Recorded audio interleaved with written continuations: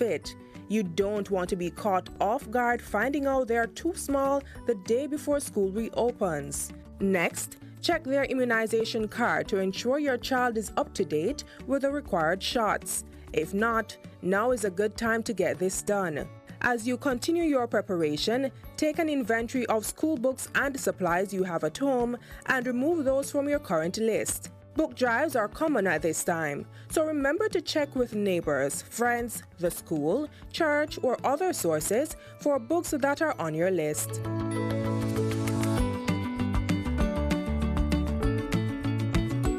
To avoid being overwhelmed, do your shopping in two parts. Uniforms, shoes, and any other clothing items could be done one day, while books and other stationery supplies could be done another. If you're reusing school or lunch bags, wash them ahead of time and ensure the zippers are working. Now is also a good time to start adjusting bedtimes to get your child back into a routine. And don't leave all the book wrapping and labeling of personal items for last. Once you have these items, start right away and spread it out over a few days. Review safety measures if your child takes public transportation. And if they're going to a new school on a new route, take them at least 2 times before school starts to get them familiar with the buses to take. You should also consider scheduling hair grooming appointments to avoid the last-minute rush. These are just a few tips to get your back-to-school checklist started.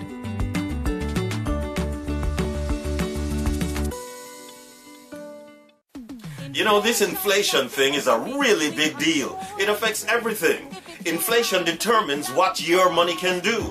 So whether you're running the government, running a business, or running your household, you can't plan properly or plan for long unless inflation is low, stable, and predictable. We need a little inflation to encourage production and growth. But inflation is like your blood pressure. Can't be too high, can't be too low. Inflation is the real heartbeat of the economy. Consumers and investors feel secure. Me, I gotta show them my way of justice. I'm abused. I need legal advice. I don't deserve this. The truth of the matter is, justice there for all of we. The Ministry of Justice has trained more than 5,600 persons in restorative justice practices. More than 200,000 victims have been supported by the victim services. Legal aid has reached thousands island-wide. Make we talk it out, not fight it out. Call 888 Justice today.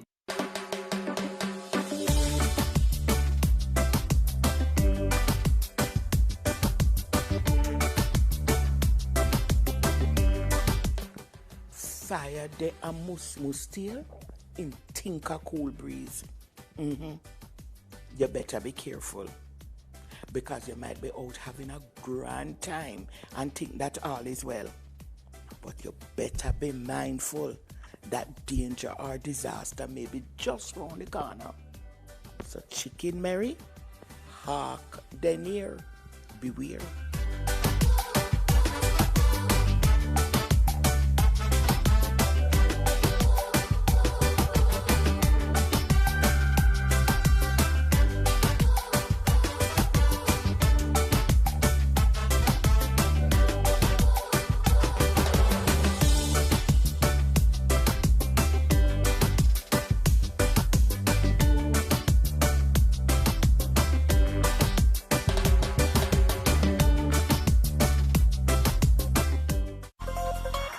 Motorists, as Minister of Justice, I appeal to you, obey the road code, pay your ticket on time, and only go to court if the ticket is being contested.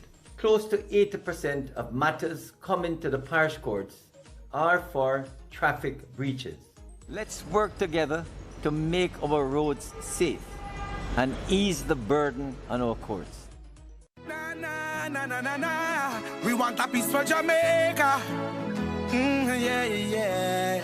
We have to be our brother's keeper. Yeah, yeah.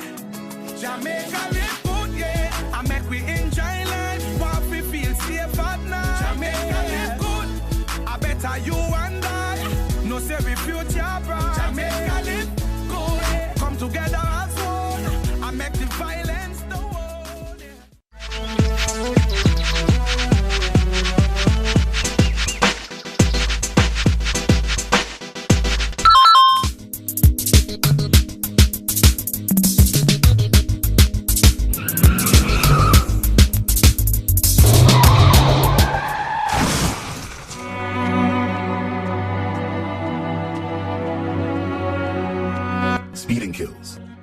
the speed limit. A message from the Road Safety Unit in the Ministry of Transport and Mining.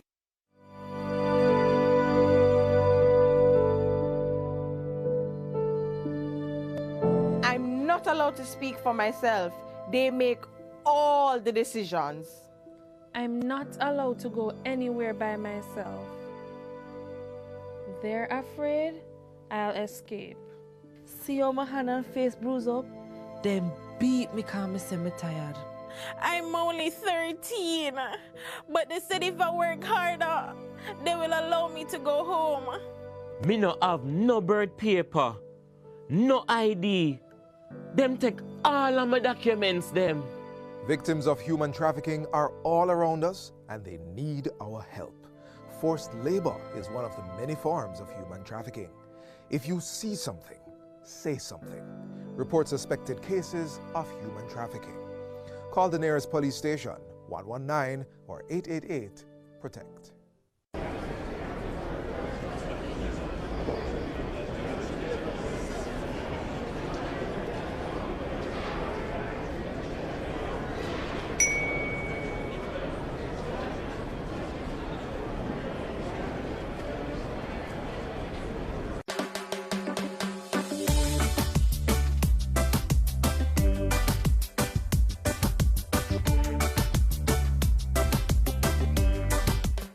This is another of my favorite Jamaican saying. Man no dead, no call him duppy. In other words, don't give up. As long as a person has life, there is hope for him to find a way to achieve his goals. Now you hear me talking about man and him and his. It applies to man and woman. Man no dead, no call him duppy. So don't you ever give up.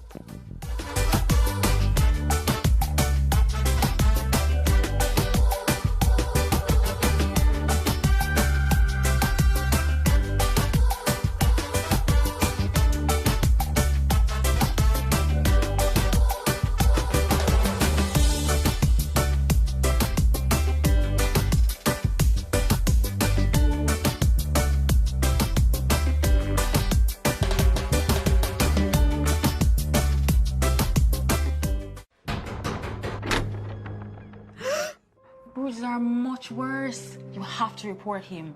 Yeah, but if I go to the police station, they're just going to see it as another man and woman fighting. Victims of domestic abuse can get help through the Domestic Violence Intervention Centers. Let me show you how to find one of these centers. Open the browser on your smartphone and type in jcf.gov.jm. When the page loads, scroll down to Resources and click on Domestic Violence Intervention Centers. This will give you a full listing of all the centers with their contact information.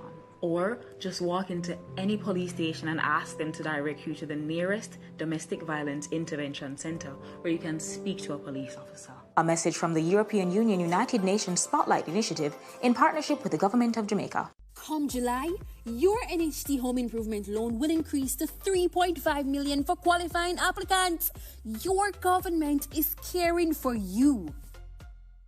We care about our minimum wage earners. That is why we increased the minimum from the previous increase of $13,000 to now $15,000. And as our economy continues to improve, you can look forward to even more increases. Your government is caring for you.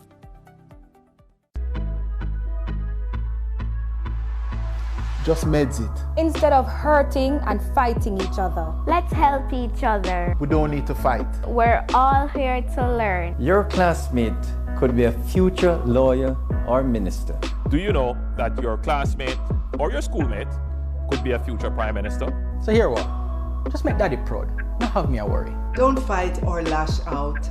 Violence is never the answer. Before you pick up a stone, why not pick up your book? And just meds it. We all have our part to play. Let's end violence. Let's end violence. Let's end violence. Let's end violence. Let's end violence. Let's end violence. We must end violence in schools now. Do not use your cell phone while driving, please. That call or text can wait. Do you really have to stream that video while driving? It's not worth your life, nor that of other road users. Stay alert, stay off your phone, and arrive alive.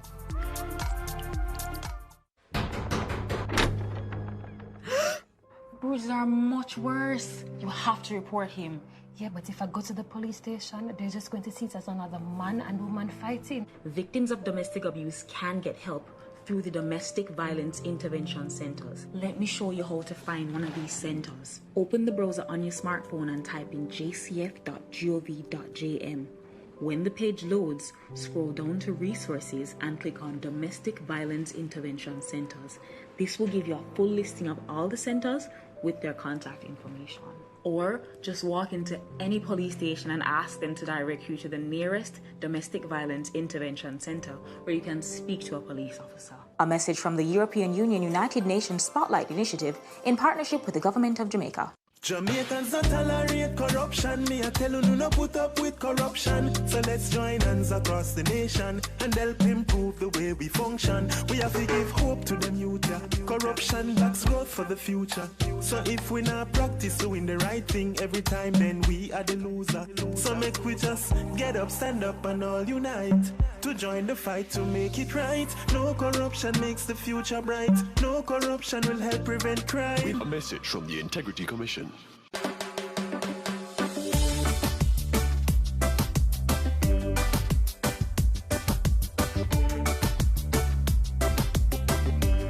You know how much time I have to say that one, yeah? Dopey know who fi frighten.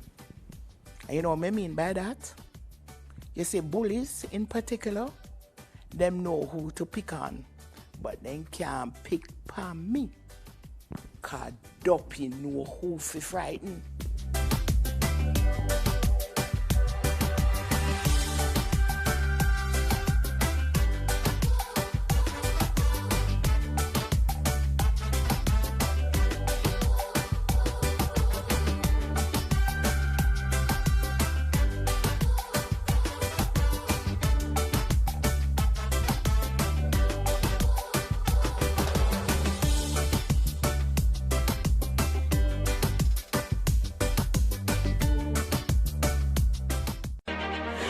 Jamaica and its workforce are advancing quickly.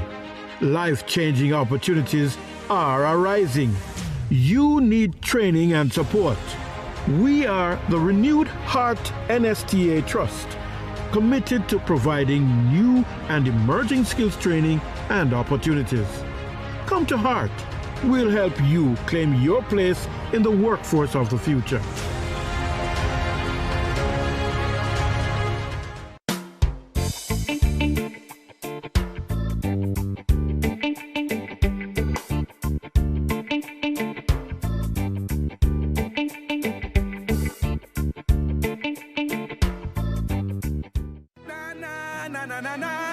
We want a peace for Jamaica. Yeah, yeah. We have to be our brother's keeper. Yeah, yeah. Jamaica live good, yeah. I make we enjoy life. Want we feel safe at night. Jamaica live good. I better you and I. No say we future bright. Jamaica live good. Come together as one. I make the violence the world. Tune in to PBCJ's Children's Corner to see just who's checking in at the Purchester Hotel. Grab your cape and gadgets to help Super Grover save the day. Cook delicious meals with Cookie Monster and Chef Gonga. Step into Elmo's wonderful world. It's always a new adventure. Watch, sing, dance, laugh, and learn. Sesame Street, Monday to Saturday inside Children's Corner on PBCJ, the People's Station. Do your part to prevent mosquito breeding. Mosquitoes will breed in any container that holds water. Tightly cover water storage containers such as drums, barrels, buckets and tanks. If this cannot be done, pour cooking oil on the water surface. Punch holes in all tins, plastics and beverage boxes to prevent the collection of water before disposal. Cover all tires or fill with dirt to prevent water collection. Scrub all vases once per week to remove mosquito eggs. Use mosquito repellents to protect yourself from mosquito bites. Dispose of garbage properly by placing in plastic bags and securing properly to prevent water collection. A message from the Ministry of Health and Wellness.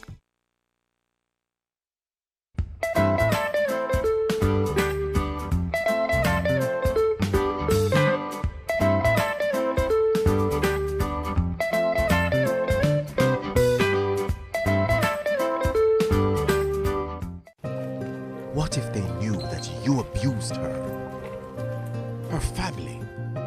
Mr. Jones.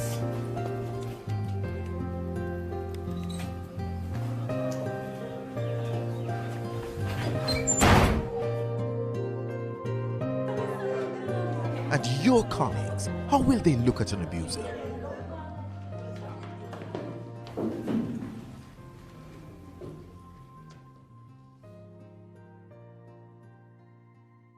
When the law comes knocking, you'll have nowhere to run. Mr. Brown, you're under arrest. Please get up, hands behind your head and interlock your fingers. Turn your back on abusers. Report gender-based violence to the police. There's no excuse for abuse. Call the Bureau of Gender Affairs at 876-754-8577. The National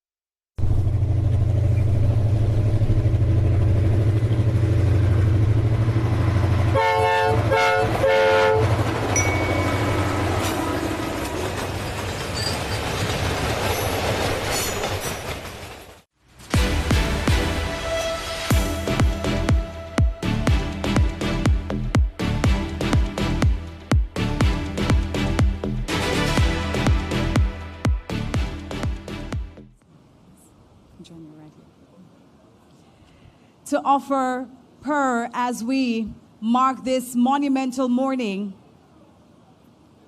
the handing over of 100 CNG buses.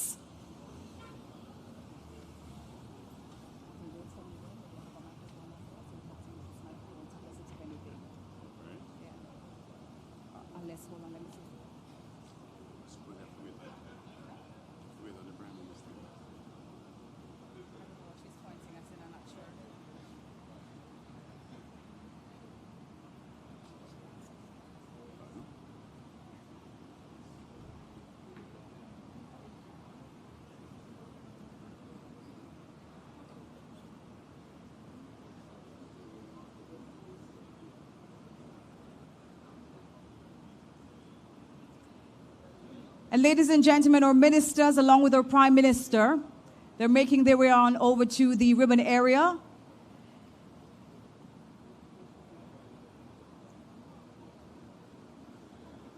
We will cut the ribbon.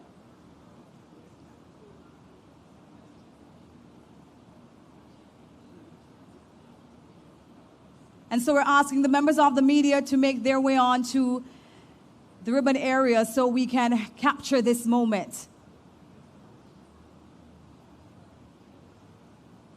Just to tell you that we are indeed streaming live on JIS. And we are ready.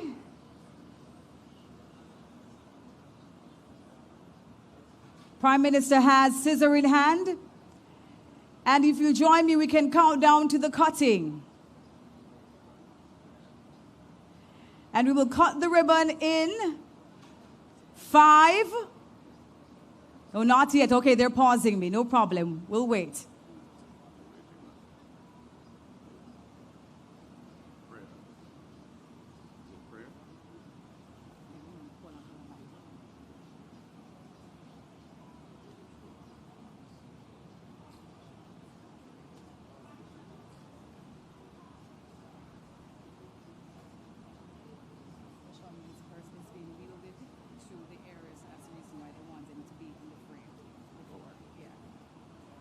Said we went to get to the microphone and that. Yes. Let me ask her when she's going to start. I'm waiting on her to just let me know.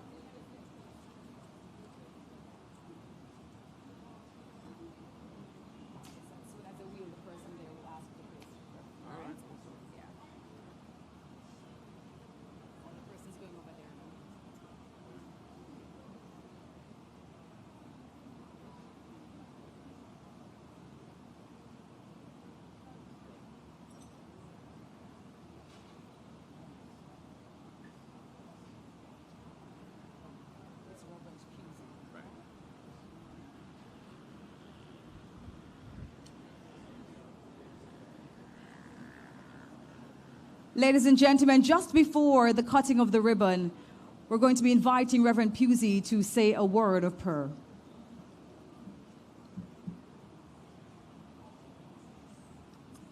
Let us pray. Most gracious and glorious God, we give you thanks for your blessings upon us as a country. We thank you for this morning and for the joys that comes with this morning. We thank you for the privilege and the ability to afford these buses and for offering them to our public so that they can travel more freely. We pray your blessing on them and on this morning's ceremony. May all things be in according to your will. Through Jesus Christ our Lord. Amen.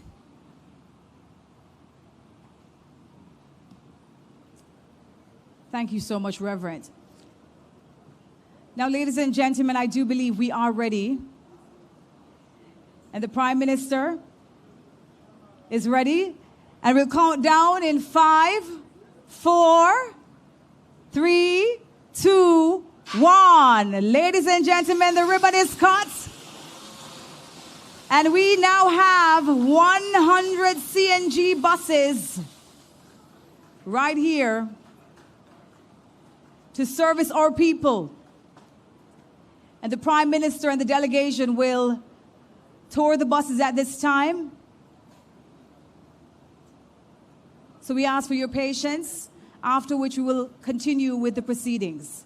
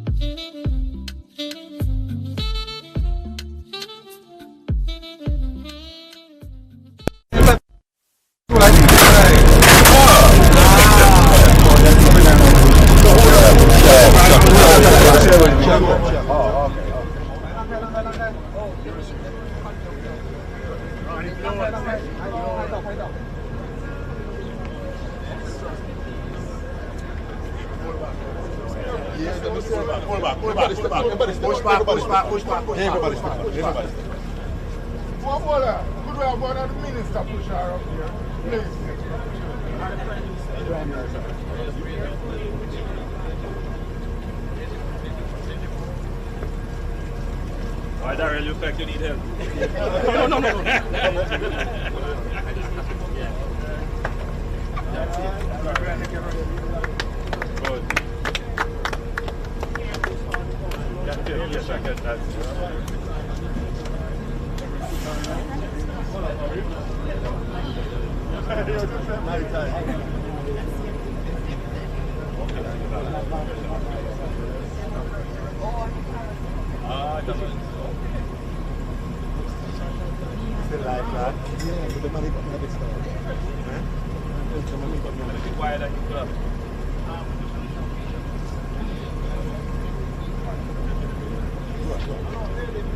All right, take the bus now.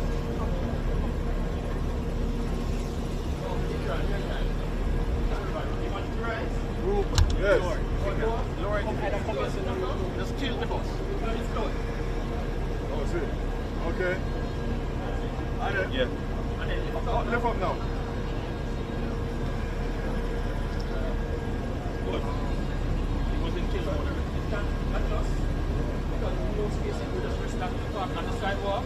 By the time you leave the bus,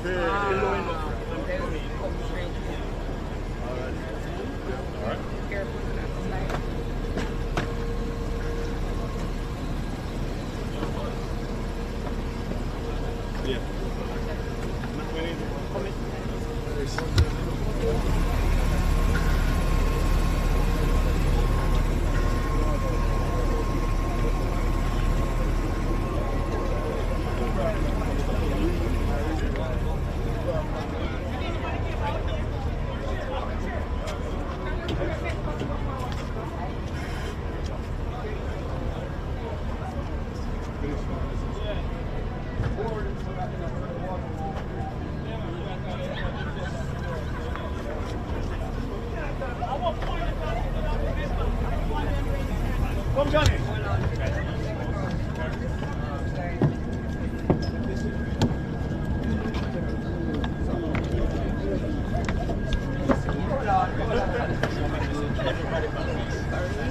Everybody can't come. Everybody can't come on the road. And you feel easy, which of course was a topic on PBJ last night about climate change. And we have close to 25. I said especially in Zone 4. I know where you're from. And where? Can I speak about that? Can I speak about that? How are you, my dear?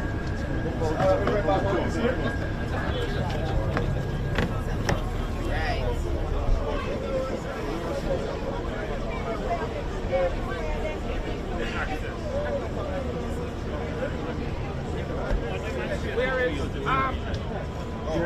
yeah, I'm going to get a demonstration of how the man being used.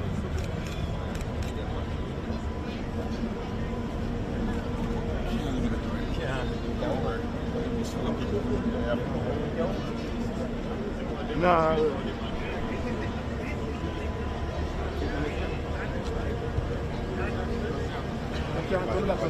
Robert, just use the shotgun. Let's use the shotgun. Robert, just use the shotgun.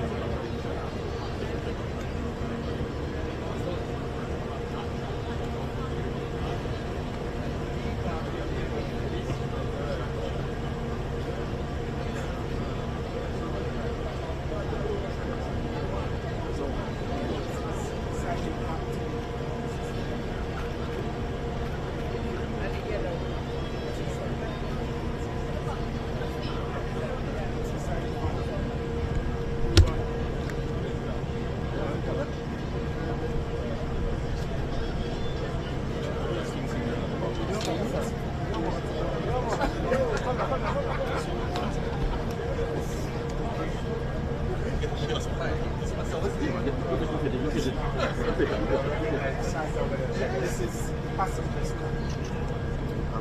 This is your card. What's that? Can I raise it a bit? Yeah. This is your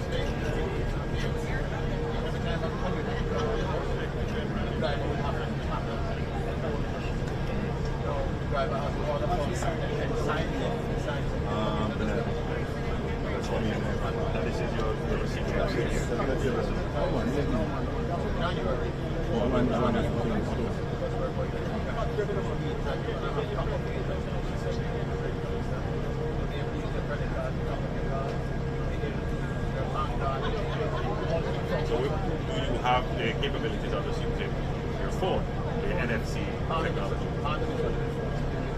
I mean, so you could pay from your phone, pay from your watch.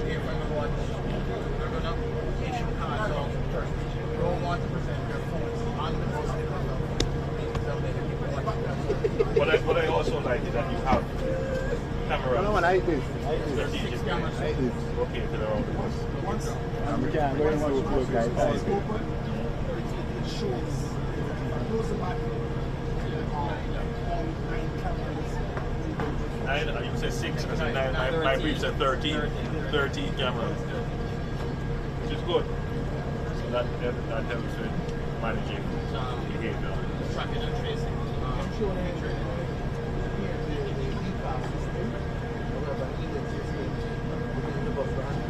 Yeah, we just saw it.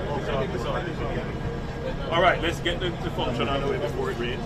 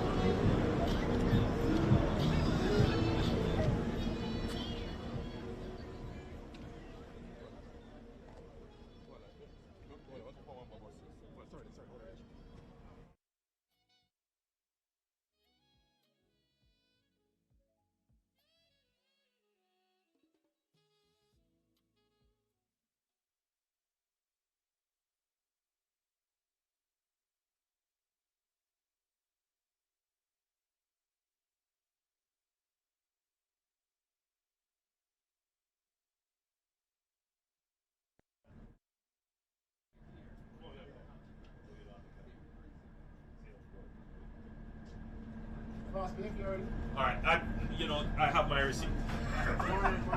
I have my receipt. Minister Vaz doesn't have his receipt, neither does Minister Clark. But I can show. I have my receipt. All right? Which is good. Which is good. Now you will notice that this bus is full of features. One of the things I want to draw attention to would be the number of cameras that are on the bus. I understand that there are 13 cameras on the bus. At the back, in the center here, at the doors and external. So the driver has a full view of what is happening. And that of course helps to moderate behavior on the bus. My understanding is that the feeds are captured. So if incidents were to occur on the bus, we can review and track and trace. The bus is also being geo-tracked, meaning it is possible to see the bus en route, and that functionality is not just for route management and for security, but it offers a great convenience, because I understand, Minister, there is an app that you will be able to track your bus on the app, so that helps you with time management. You know where the bus is and you know what time whether the bus is crowded, and you will know even that level of detail, the number of persons who are seated. So it's bringing Jamaican transportation into the 21st century. But outside of that, we have learned from the previous buses, and these buses are particularly constructed for Jamaican conditions. The flooring is of a particular material which allows for very hard use, and the seating is plastic, and the two combined allows for easier cleaning of the bus. We have made sure that there are provisions for the disabled community, and the buses are designed with a kneeling feature so they can tilt to the curb or be lowered to allow easier access. And the air conditioning is quite good, if I may say so myself. It's quite good. I don't know how long it will last in the Jamaican heat, but my understanding is that even that has been taken into account in designing for Jamaica. So all in all, these 100 buses, I'm sure, will improve the traveling convenience. It will improve our productivity as a nation. The issue has always been, can we maintain it? Can we maintain it? Service contract. These buses were procured with a service contract. So we didn't buy buses. What I would want the Jamaican people to think about is that we bought a capability. We bought a capability. So we will be able to transport and have that capability over not just the life of the bus, but the life of the service contract, which may very well extend the life of the bus. We will do another 100 in a few months and another 100 after that, and that should put our public transportation in good stead. Now, there are some equity issues which we have to consider. Clearly, people in urban areas will get this benefit. So we have to have consideration about how do we extend the service to other parts of the island. But that must be limited by our fiscal, meaning the revenues that we have, that we raise, and how we grow our economy. So all of that is in lockstep. As our economy grows, our revenues improve, the services also improve. So it's a big deal for Jamaica. It's a big deal. Dear Prime Minister, thank you.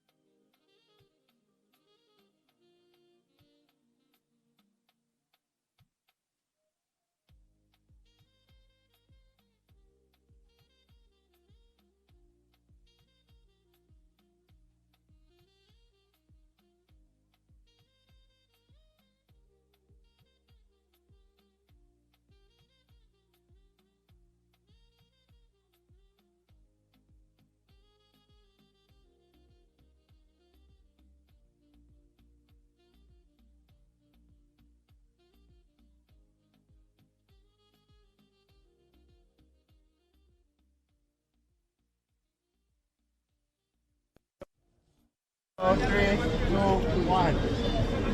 Great. Good. Charging station now.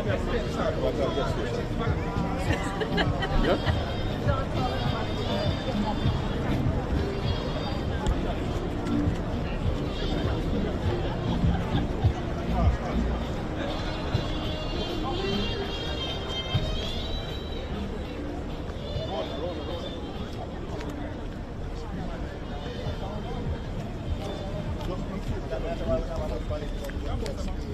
Our LNG that.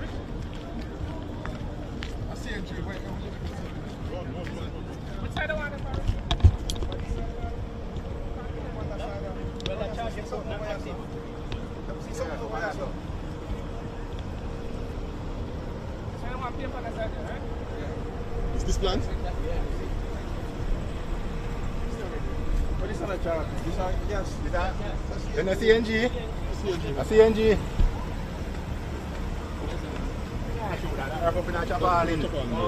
A CNG in Richie, both them a CNG. You not see camera? What? You not see the camera? You not see it?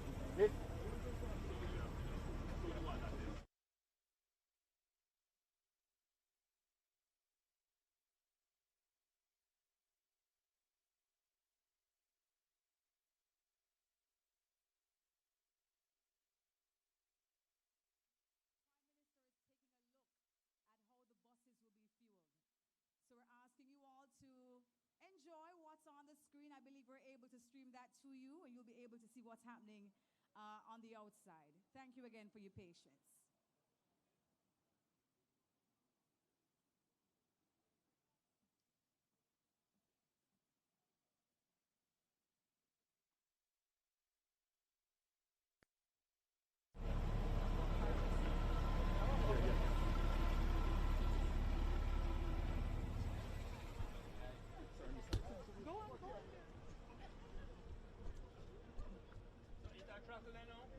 You need, oh, you're a shredder.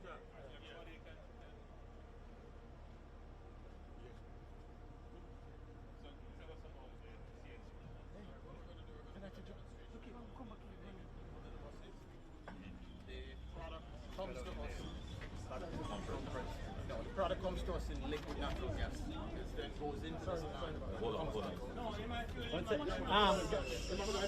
Oh, too much noise, please. What happened? Go ahead now. No, wait. Somebody coming to demonstrate. New Fortress. Come on. New Fortress. New Fortress. Let's go. New Fortress. Two drizzles already, so let's move. The gentleman in the New Fortress. Yes. Go beside me, sir. Go over that. Next side. It's one director we have it. Yeah, let's go over there. What do you want? Over that side. You, because you come over here. Not senior. New Fortress. Go ahead. So move pretty fast. Alright, we're going to show a demonstration of filling one of the buses. Also, the product comes from New Fortress in a liquid form, LNG, goes into this plant and it comes out as compressed natural gas. And that's what we're going to show as a demonstration. One of the reasons that we looked at compressed natural gas over liquid natural gas was liquid natural gas tends to pool if there's a leak, and compressed natural gas will vaporize immediately. For the reasons of carrying commuters and the safety of it, we opted to go compressed natural gas. So we'll show a demonstration right now. Compressed natural gas, as you know, is much cheaper than diesel, and we're having good success with the buses so far. 5 came first, 20 came after, and now a new 100. So before you do the demonstration, just so that everyone who is watching us now would understand that the government took a strategic decision to change the fuel source from diesel to a cheaper fuel source, compressed natural gas. And that decision was made for economic reasons, efficiency, but more so to be able to manage the fuel stock and prevent theft of the diesel, which was at a level where it became a fiscal concern to the operational integrity of the JUTC. So the customer will save, the commuter, the passenger will save from a cheaper fuel, But the passenger may not realize that they also save from less theft of fuel, which means that the JUTC can operate with its existing budget and give more service. That's correct. And also it's environmentally friendly. Yes. And that's another big, What's the time to fuel a bus? We're getting to 10 minutes now. 10 minutes per bus. 10 minutes per bus. And we can do 3 at a time. We can do 3 at a time. So you refuel overnight? We'll be fueling probably 16, 17 hours per day. Our plant will be working 16, 17 hours. How long does it take to refuel about? 10 minutes. It can be, depending on when it comes in. If it's half, it's less. If it's totally empty, it's 10 minutes. If it's 3/4 full, it's double time. So we're averaging maybe 16 hours to keep the 100 buses, the 126 buses on the road. Some of these buses will also have a range of 400 kilometers. So Portmore in itself, 100, 105 buses will adequately support Portmore's need. So we're now logistically looking at how we can move some of these other buses to Spanish Town to take some of the load from Spanish Town. Because those are the two main towns, Portmore and Spanish Town. Those are the ones that we have tremendous problems with. All right, go ahead with your demonstration.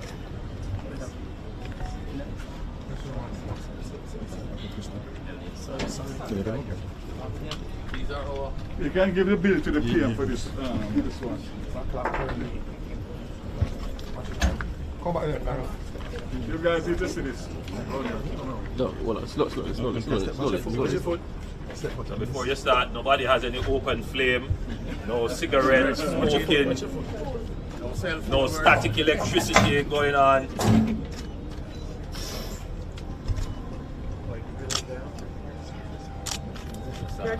No, yes.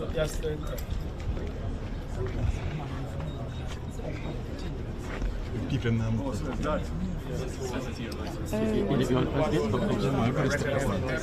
come on, step back. So can I throw the shot?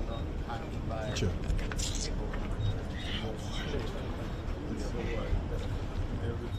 And all the buses are registered in the system. People in brother.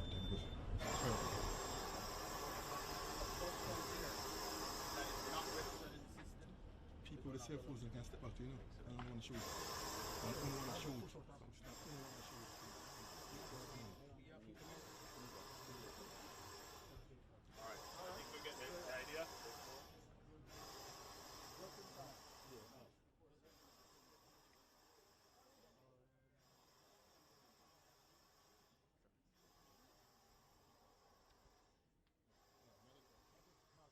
brother.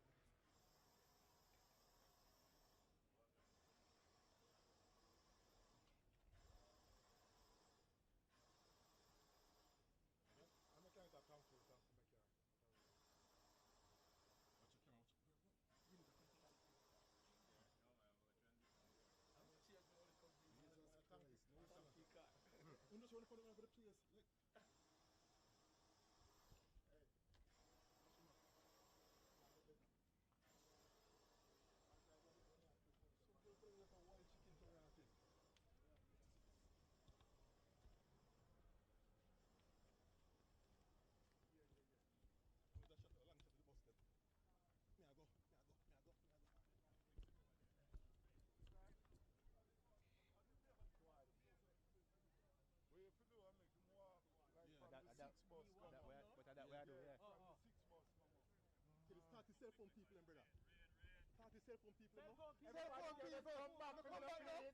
No need for that, sir. Just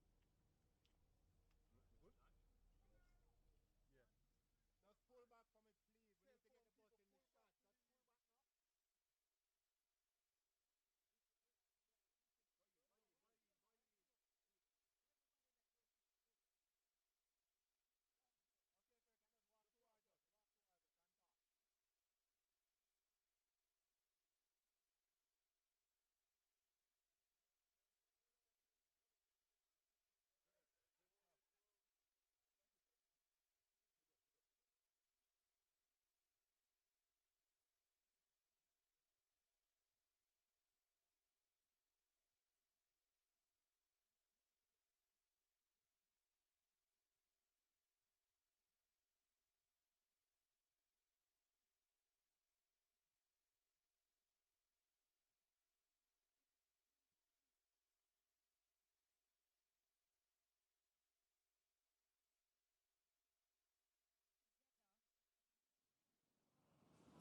for good to them that loves the Lord. And so we are so grateful that the Lord held his hand to allow us to have the ribbon cutting and the refueling. Ladies and gentlemen, we ask that you all stand for the greatest prayer that we could ever have, the national anthem of our beloved country, Jamaica.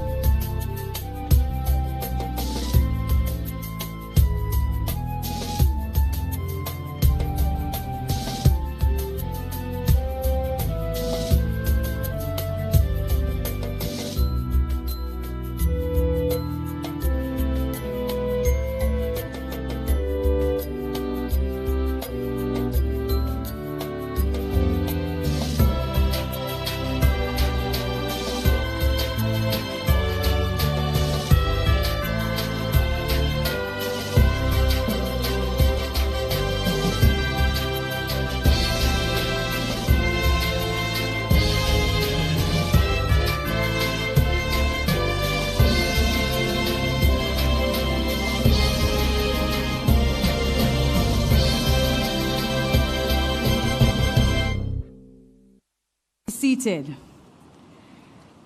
We'd like to welcome again the Most Honorable Prime Minister Andrew Holness, the Honorable Minister of Science, Energy, Telecommunication and Transport, Darrell Vaz.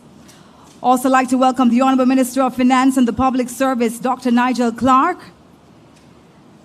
We'd like to extend apologies on behalf of His Worship Mayor of Portmore, Mr. Leon Thomas, who has had a family emergency and so will not be able to join us this morning.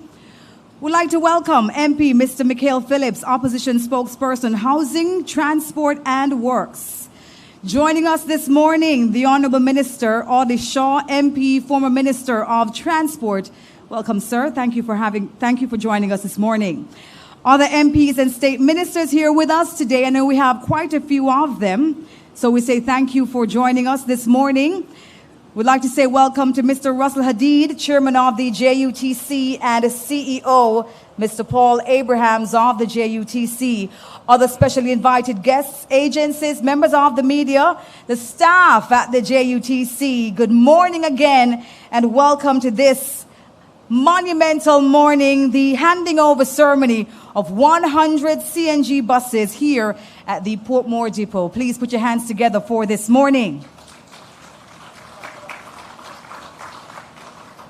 I'd also like to make special mention, and I ask that you do as well give this moment a rousing round of applause.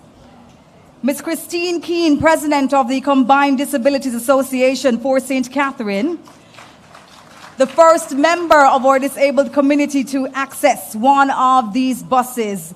Please put your hands together once more for that moment. I believe it really was a big one. Ladies and gentlemen, the government envisions that this handover will have a great impact on the commuter experience on the island by enhancing the infrastructure of our public transportation system. In doing so, the initiative will modernize JUTC's fleet, reduce environmental impact, and provide a more efficient and reliable service to Jamaican citizens who are seeking to go about their days with ease, comfort, and to do so on time. So we have a number of presentations and remarks, and so we will get with that underway at this time. First up on today's program, we invite Mr. Russell Hadid, Chairman of the JUTC Board, to offer his welcoming remarks. Please make him welcome.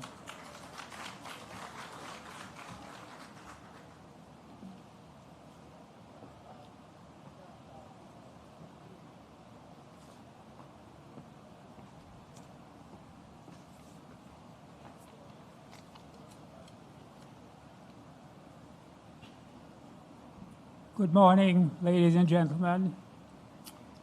Honorable Prime Minister,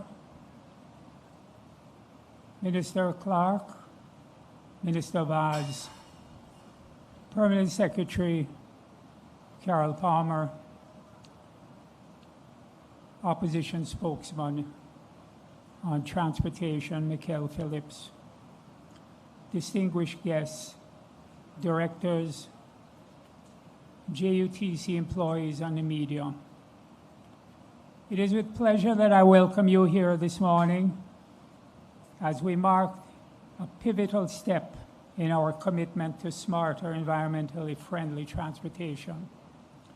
As chairman of the board, I want to welcome you to the handing over of 100 CNG buses to the JUTC. JUTC has an exclusive mandate to provide public transit service within the Kingston Metropolitan Transit Region, which includes St. Catherine. And operating on 120 routes, JUTC plays a critical role in the daily lives of our citizens. The company also collaborates with franchise holders to extend its service to several areas, including comprehensive coverage and connectivity. Important to note, the JUTC employs the largest pool of bus drivers in the English-speaking Caribbean. JUTC operates from 3 main depots, Spanish Town, Portmore, and Rockford, offering a range of services, including charter and premium express services. In its ongoing support for other regions, 12 buses were recently sent from JUTC to Montego Metro to bolster their fleet and enhance the service delivery in the Montego Bay area. Today's handing over is not just another addition to the fleet. It's the largest single addition in our history, and it's a commitment of government, and it shows a commitment of government to the JUTC and to the commuting public. The fleet already includes 25 CNG buses, but with the addition of 100 new buses, we are significantly expanding our capacity to provide cleaner, more efficient transportation. To reflect briefly on our history of bus acquisition, in 2014, we received 69 buses. In 2015, 27 buses. In 2016, 35 buses. In 2019, we only received 5 buses, but these were the new CNG buses. And in 2023, we expanded the fleet with an additional 70 buses, comprising 45 diesel, and for the first time, 5 EV buses, and 20 new CNG buses. Our goal is to improve transportation infrastructure while adopting greener methods. And this year's theme, Smarter Transportation, Advancing Jamaica, encapsulates that goal. We recognize that transportation plays a critical role in the economic and social development of our nation. As we face the challenges of urbanization and the pressing need to reduce our carbon footprint, the introduction of these CNG buses represents a significant stride in our effort to provide cleaner, more energy-efficient transportation to our citizens. On behalf of the board, I want to recognize Honorable Minister Vaz for his unwavering support and leadership in driving initiatives to prioritize sustainability and innovation in our transportation sector.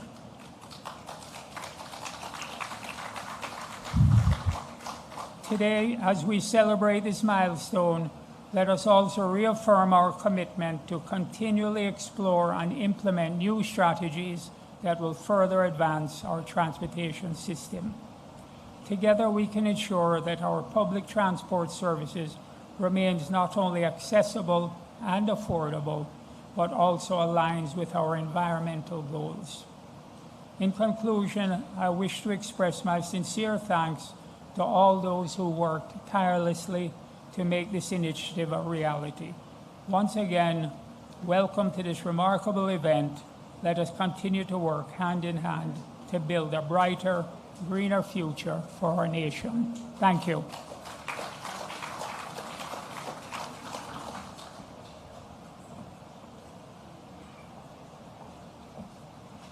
And we say thank you to Mr. Russell Hadid, Chairman of the JUTC Board. Can we put our hands together once more, please, for our Chairman? We've come a far way indeed. Indeed, our economic and social development is hinged on access and our ability to move forward. So we say thank you, sir, for your welcome. Up next, ladies and gentlemen, we invite to the podium MP Mr. Mikhail Phillips, Opposition Spokesperson on Housing, Transport and Works, to bring his remarks. Please give him a warm Portmore welcome.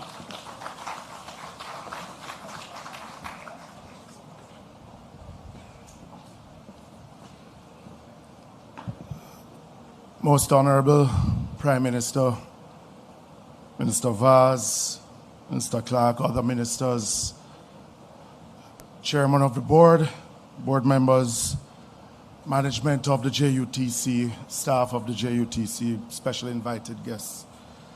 You know, many might wonder what is the opposition doing here on a day like this. But we are not only, I can be critical when it is necessary to be critical, but at the same time, have to congratulate the minister and the government for the infusion of new buses at the JUTC. You know, public transport is not just a GLP or a PMP issue. It is a national issue. And it is one that, once we're moving in the right direction, as the opposition spokesperson, the minister has my support. Yes, you have me on tape. You know, the minister has had a very active few months. Started off with ride sharing, with the lack of buses, with now Hurricane Beryl and the JPS. I hope he gets a break in the coming months. But, you know, even though I have my eyes on his position, wanting to be the next Minister of Transport, I have to commend the minister on his attitude towards public transport.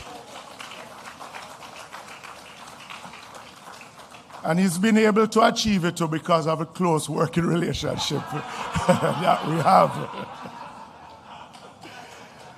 But the inclusion of over 100 new buses to the JUTC will help the fleet of the JUTC. We have complained about the lack of buses and the reduction in fare boxes.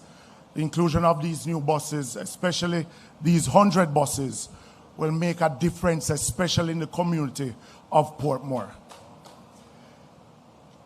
Seeing the mixture of energy, the CNG, the diesel, and the electric will also complement what we as the opposition think is a good inclusion of the difference in energy to the fleet of JUTC. More will always be needed, and more is needed. And I hope in the coming months we can hear from the minister a national plan on transport. Because there are some unfinished business, the ride sharing, we still want to see a policy dealing with ride sharing. We want to see where it is that the rationalization of the fleets. We want to hear more about rural transport, but just a national transport plan to move transportation forward. There are some in our society that believe that we need to get rid of the JUTC. The opposition is not in support of that. We think that the JUTC is important to public transport, not only in the KMTR, but should be carried right across, inclusive of rural transport. As a rural member of parliament, we have to find some way how we subsidize those children and elderly in urban areas, how it is that we do the same for our rural children and elderly in the rural parts of Jamaica. So we're here to celebrate with the administration, the minister, the inclusion of these 100 buses. And we hope that this is not just one set, but when we get to government, we'll continue the same too. But yeah. But Minister, Prime Minister, Minister Clark, Board and Management of the JUTC, we are here to celebrate with you because this is a good step, not only for the administration, but for the people of the KMTR and the people of JUTC, of Kingston and St. Andrew, and Jamaica, but also for the staff of the JUTC that has been carrying the JUTC on their backs without the buses that are needed. And I hope that every Jamaican that uses the buses use them with care. And those members of the JUTC own them and treat them with care. Congratulations, and may God continue to bless you.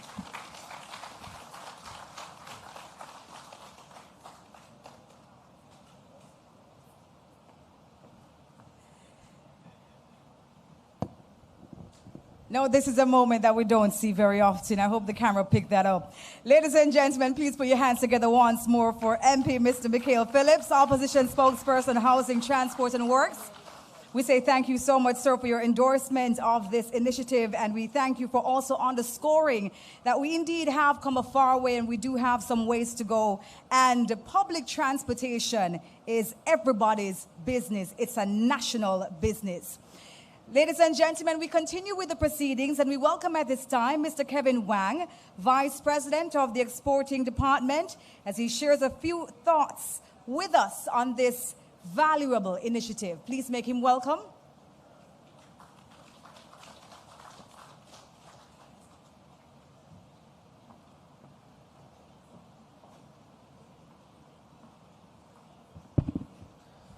Ni hao.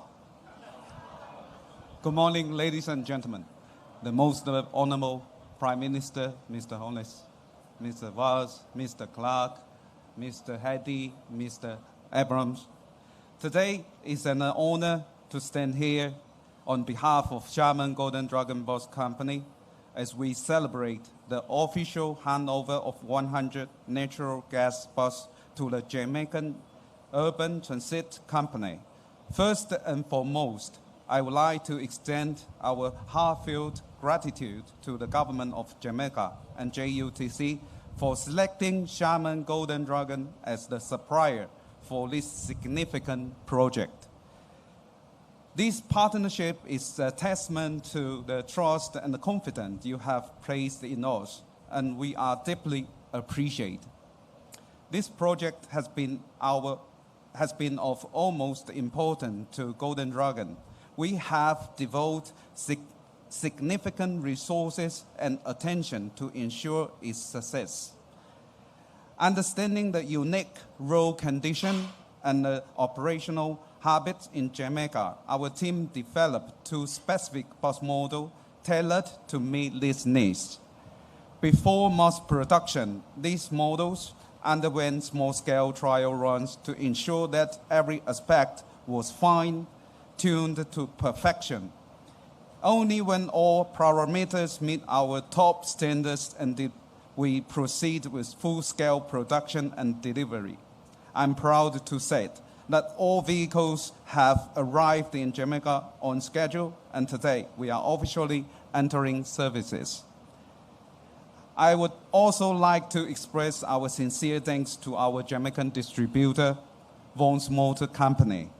As one of the Golden Dragon most outstanding overseas partner, Vaughn's Motor has maintained a strong and loyal relationship with us for over 20 years. Their commitment to customer satisfaction is unmatched, and they consistently developing top premium after-sales services to our clients in Jamaica. Throughout the production of these 100 buses, the Vaughn's Motor team spent 6 weeks in China, closely monitoring the entire manufacturing process. They conduct top quality inspection on behalf of our end customers, ensure that each vehicle meets highest standard before shipment. To further support this project, Golden Dragon dispatched an after-sales service team to Jamaica. They will remain here for 6 months, working closely with local service team to ensure the smooth operation of all buses and providing comprehensive training to guarantee long-term success. In closing, I would like to once again thank you for choosing Golden Dragon buses. We are committed to contribute our efforts to provide Jamaica with the best public transportation products and services. We're looking forward to have a long-lasting partnership, and that will contribute to improvement of the public transportation in Jamaica. Thank you. 谢谢.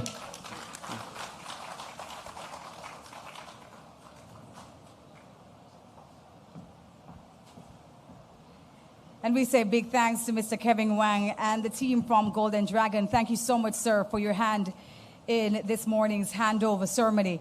Ladies and gentlemen, we also thank all our guest speakers who brought greetings and encouragement.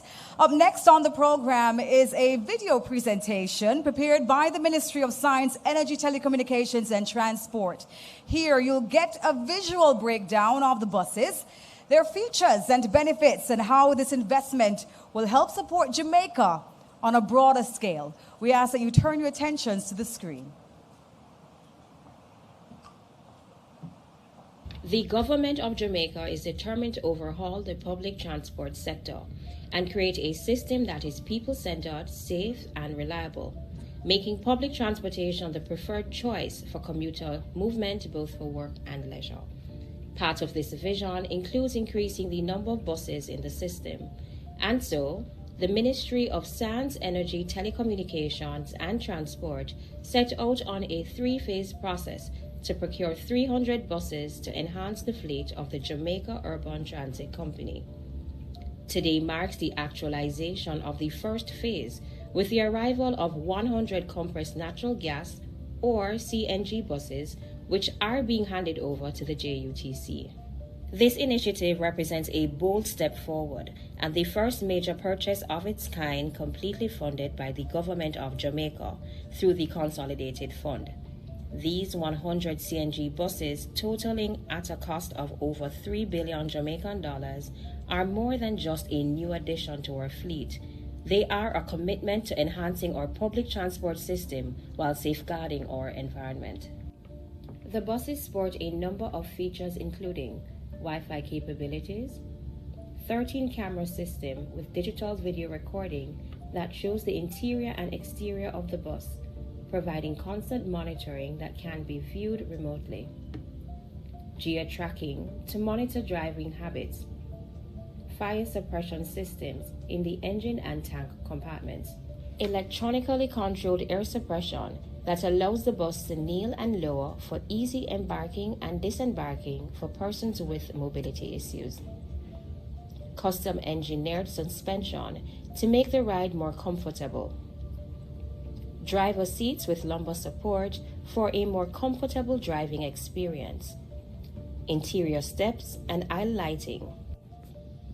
Each row has adjustable AC vents for a more personalized comfort and safety handrails and handles for standing passengers. 10 of these buses are specially outfitted for the disabled and are equipped with low-slope ramps for easy access, designated seating, and call buttons to notify the driver when they have arrived at their destination.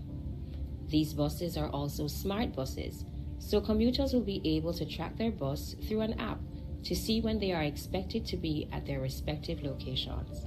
These buses are not only environmentally friendly, but also designed for efficiency. They feature state-of-the-art technology that ensures better fuel economy and lower maintenance costs, making them a practical choice for the JUTC. Fuel will be provided by New Fortress Energy through their compressed natural gas supply stations at the Portmore Bus Depot. By integrating these CNG buses into our fleet, we are not only improving public transport, but also making a significant impact on our community's quality of life. We are ensuring that our citizens benefit from a reliable, efficient, and environmentally friendly transportation system. As we gather to mark this historic milestone, let us celebrate the progress we've made and the brighter future ahead. These CNG buses are a testament of our collective effort to drive change and promote sustainability. Together, we are steering Jamaica towards a more sustainable and efficient public transport system. We are committed. Smarter transportation, advancing Jamaica.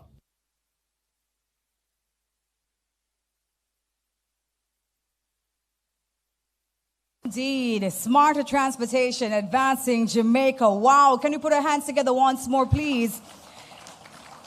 I'd like to highlight the fact that in addition to the 100 buses being handed over today, there have been 171 new buses introduced to our public transport system since May last year. This is indeed an achievement, and we'd like to applaud the ministries for this, please. But this is just the beginning, we hear, and so we know way more is in store. Ladies and gentlemen, we will continue with the proceedings, and at this time, we'd like to give a warm welcome to the Honorable Dr. Nigel Clark, our Minister of Finance and the Public Service, who will share some remarks with us on how this initiative will greatly benefit our Jamaican economy. Please make him welcome.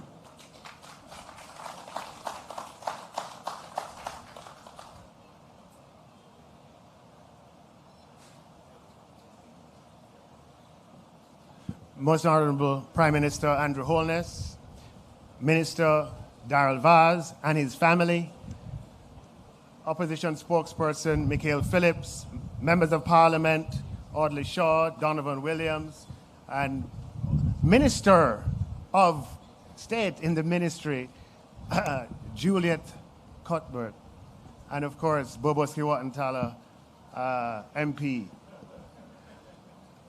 Permanent Secretary, members of the Transportation Fraternity, Commissioner, Chairman, ladies and gentlemen, good morning.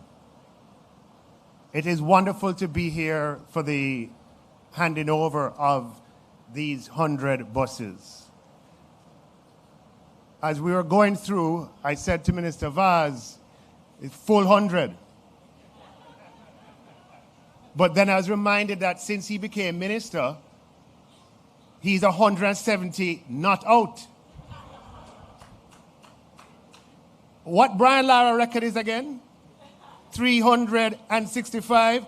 Well, I'm here to tell you, tell 300, it's 400 not out? Is 400 for rule? Well, tell Brian Lara from Jamaica, watch out, Darrell Vaz is going to break his record. Am I right, Minister?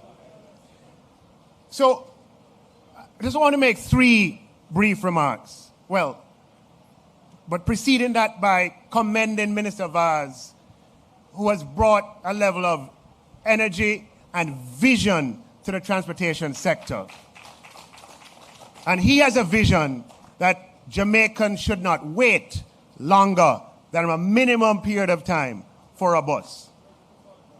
And he is going to get there.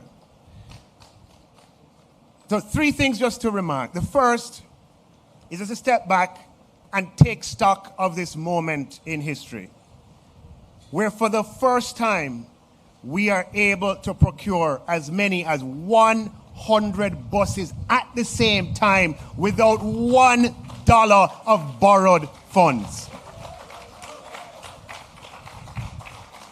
That has not been possible before now.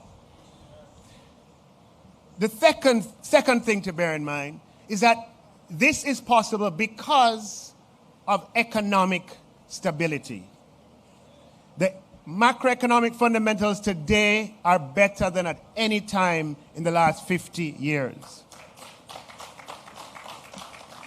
And people ask, how does it affect me? Well, how it affects you is 100 buses to transform the transportation system. And so we have to protect it with everything that we have. Sustainable policy choices, not decisions for today only, but decisions that you can sustain over time. The third remark is that our structures and procedures work.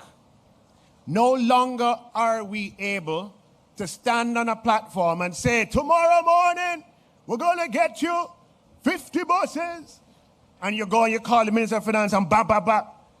No planning, no order. That's not the Jamaica of today. Not the Jamaica that delivers economic stability. Today, we have a public investment management system where you have to justify why you're making this capital expenditure. How is it going to benefit people? I understand the cost today, but what about the cost tomorrow? What are your plans for maintenance? How are you going to deal with these uncertainties and things that might arise? A rigorous process. For some people, it is daunting. And a bad workman always blames their tools. Anytime you hear somebody getting up and blaming the tools, I want to tell you, it could be bad workmanship. A bad workman blames his tools. I want to tell you, Minister Vaz, look at the tools available and say, you know what? I have the courage to deal with this. And in record time, because of his tenacity and energy, and because he listens to his technocrats who surround him, who are powerful people in their own right. Madam PS know who I'm talking about. He listens to them, and his technocrats further down the chain, who know who they are, is able to engage with the public investment process and supply the rigorous details that were required, answered all the questions, and in record time was able to move on to procurement, deal with all the procurement requirements, and here we are today, less than a year later, 9 months later, with 100 buses in place. Credit to Minister Vaz, and that is a rubric of what the future is going to need to be. Can't bypass the system. We've got to work with the tools and in the interest of the Jamaican people. So thank you, ladies and gentlemen. Congratulations to Minister Vaz, and we look forward to seeing the 100 buses rolled out in time for the start of the school year.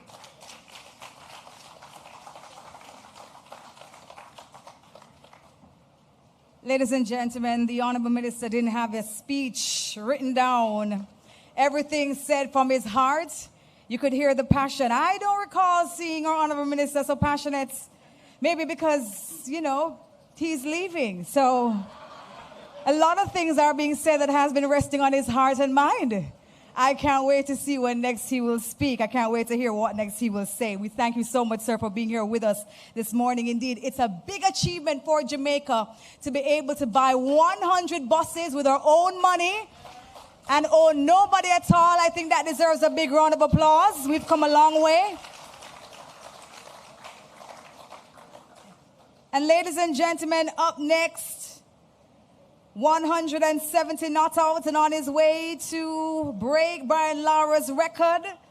The head of the ministry leading this project, the Honorable Darrell Vaz, Minister of Science, Energy, Telecommunications and Transport. Please make him welcome to the stage. He's going to offer us a breakdown of the project, its benefits and the future of transport in Jamaica.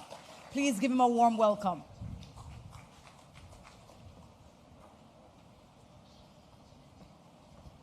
Good morning, ladies and gentlemen. Thank you very much for those kind words, Minister Clark. But if you know Minister Clark, he's very calculated. So when he says, I'm going to go to 400 not out, it means I need to remain as minister for another term. That's what he was saying in a diplomatic way. Most Honorable Prime Minister, ministers, MP colleagues, and all of those persons that are... See, Mike, he says yes. Welcome to this momentous occasion. It is absolutely a great pleasure to stand here and address you as the minister responsible for transportation.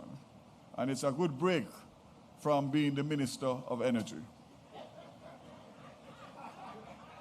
15 years ago, in 2009, the JUTC was expanded by 200 buses financed by a consortium of banks out of Europe. There was no fiscal space to even hope to purchase these buses without a loan, and any idea for an investment of this nature would have been seen as a pipe dream. Could not be accomplished. It was seen as mission impossible.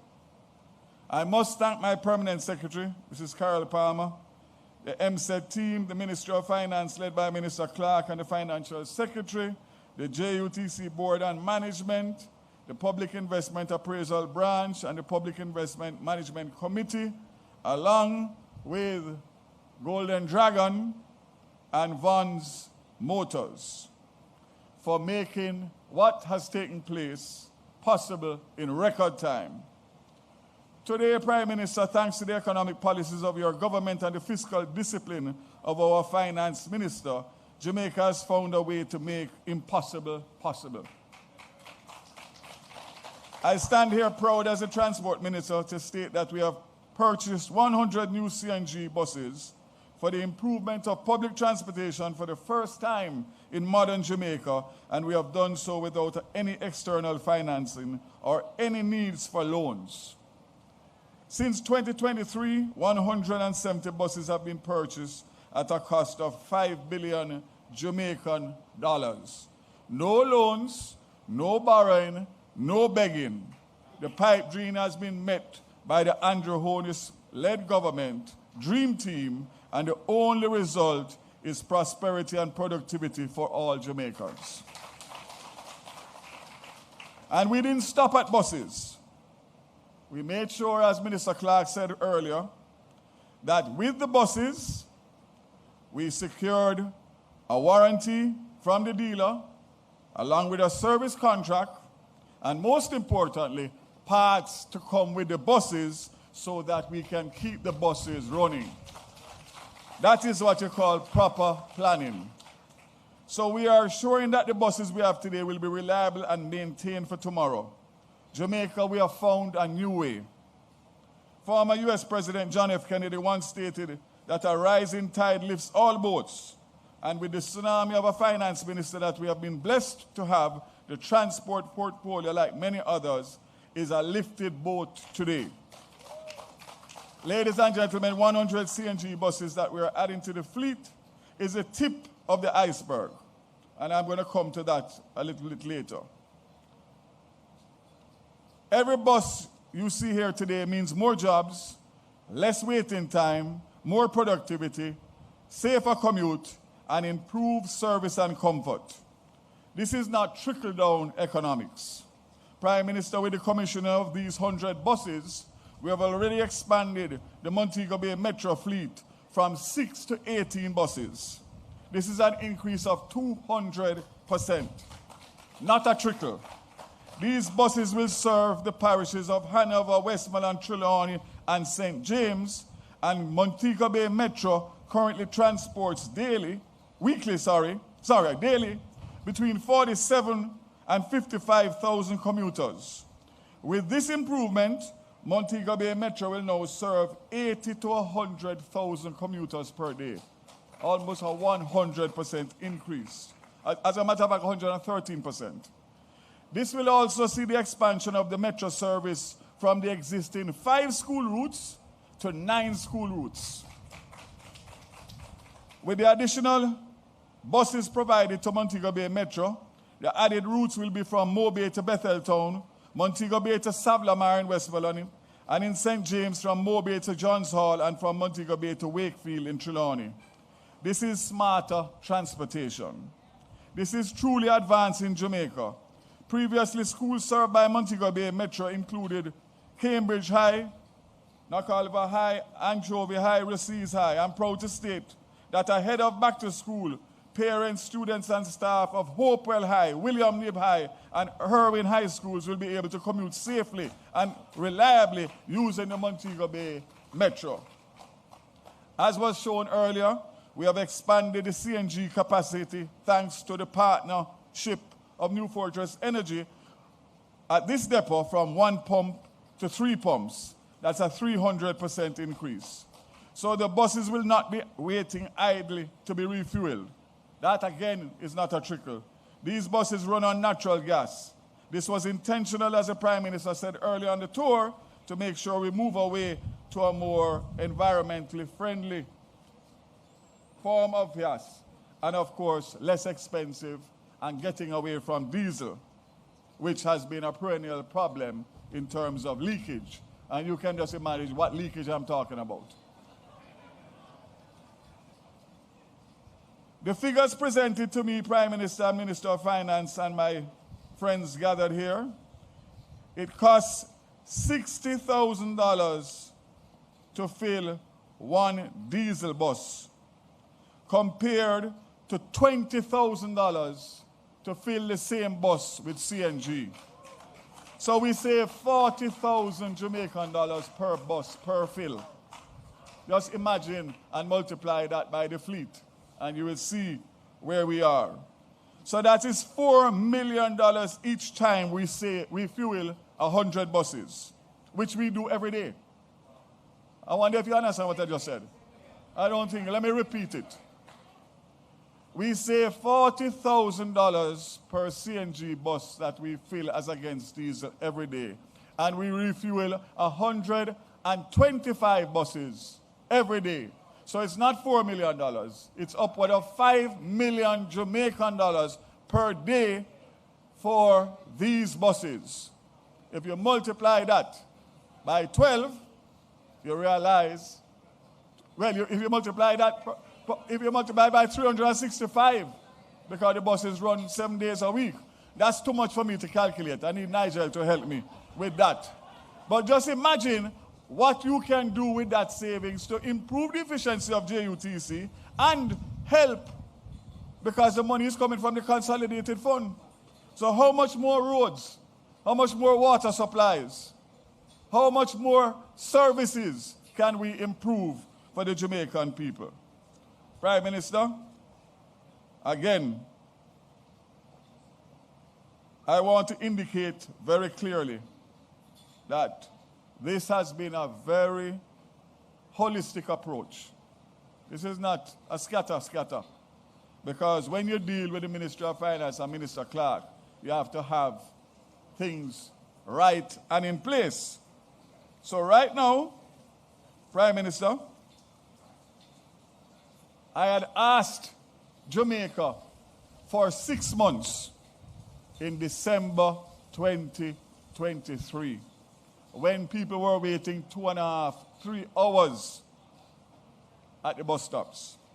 And I said, please give me 6 months. And I stand here today as a member of the Andrew Holness administration to say, commitment made, commitment kept. We don't give the usual political empty promises. Prime Minister, I'm going to ask my colleague, Minister of Finance, to just join me here for 2 minutes. While he's coming up, let me just say the misery routes.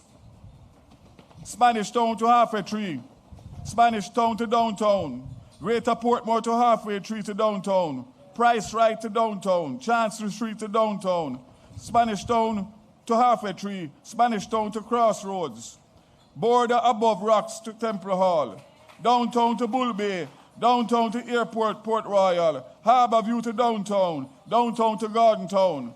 Look out starting tomorrow morning and message me if you don't see bus till bus tone you. And I have already mandated that make sure that the efficiency and the wait time is reduced on all routes, including the hill routes, where we had a few buses. That is the one up into Temple Hall and Garden Town and those areas. And I can say to you that 8 reconditioned hill route buses are being rolled out tomorrow morning as well, with 16 more to come by the end of the year. And I'm going to tell you why. No. Yeah. So I had a meeting with Minister Clark, and I want to make it clear that this was before the announcement yesterday. I don't want nobody to believe, say, I gang him yesterday to say this. This was something we had a meeting with my permanent secretary and the financial secretary. And I showed him where we were short in relation to making sure that we could complete this. This morning he whispered to me that I can go ahead. He has approved the funding for the 3-year service contract for these 100 buses. He has approved the refurbishing of 30 articulated buses that are parked all over the place. And when those 30 buses roll out, we clean up Halfway Tree, we clean up Portmore, we clean up Spanish Town. One bus got there and everybody gone, because we will have the new buses plus the reconditioned buses. As I said before, we refurbish 8 of the Golden Dragon Hill Route buses. He has approved the other 16, which will start immediately so that we can get them out for January morning. And last but not least, he has agreed for the second 100 buses, which he already committed in his budget speech, but with my urging, he has agreed for us to pay the deposit this side of the financial year so we can get the next 100 buses in the same time period, which is June to July of 2025, rather than the end of 25 to 26. The other 100 buses, he has already committed, so we will go through the procurement. And last but not least, he has approved for us to get 30 new premium coach charter buses for the charter services that so many churches and so many schools and so many organizations use from the JUTC for funerals and everything else. All I can say to you is that he's going to the IMF, and I told Anne-Marie last night that when I go to the IMF to visit him, I'm not going to the IMF, I'm going to my MF.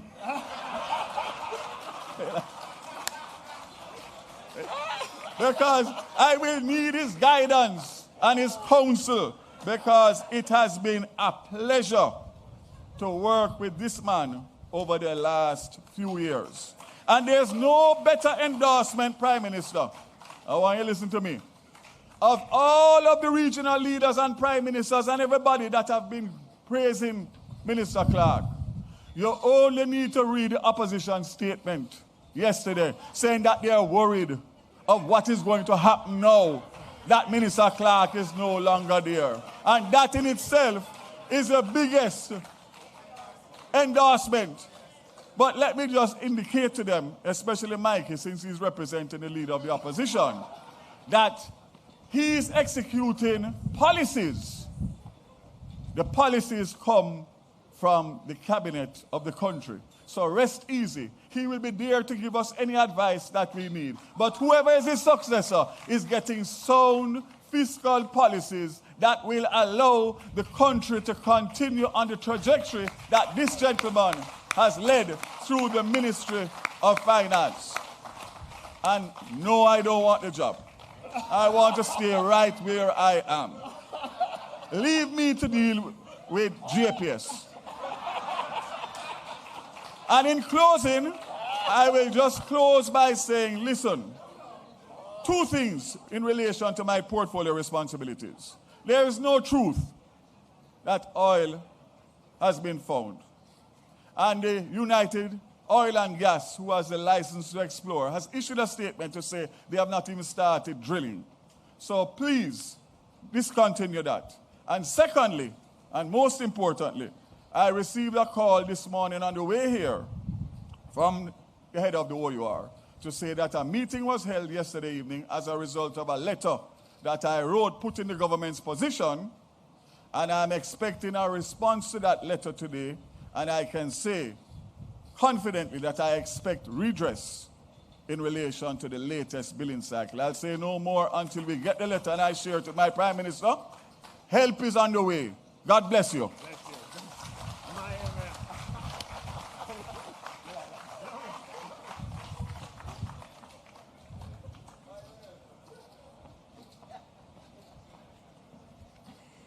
Thank you so much, the Honorable Daryl Vaz, Minister of Science, Energy, Telecommunications and Transport. Can you put our hands together again, please, for the Minister's presentation, sir? We say thank you for leading the charge towards the development of our transportation industry. Talk about succession planning. Thank you so much again to Dr. Clark, the Honorable Dr. Clark, for his hand in this initiative and this move. $5 million saved per day. Oh my gosh. I think that deserves a big round of applause.